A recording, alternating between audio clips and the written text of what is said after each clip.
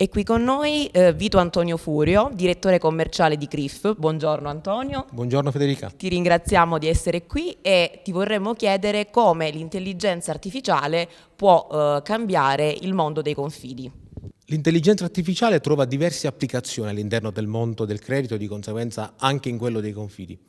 Innanzitutto dobbiamo dire che l'intelligenza artificiale porterà un efficientamento da una parte, tutti i back office possono essere impattati da un'intelligenza artificiale che può leggere le informazioni che servono per redigere una pratica di finanziamento o di garanzia, che può dare una mano nell'interpretazione di un bilancio, che può supportare un analista nel verificare prima le informazioni a supporto di una pratica di finanziamento.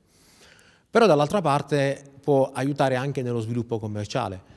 Pensiamo a un'intelligenza artificiale generativa che conoscendo le esigenze, i bisogni del cliente, perché ha studiato magari le movimentazioni di conto corrente, può aiutare il nostro sviluppatore commerciale a proporre il giusto prodotto nel giusto momento.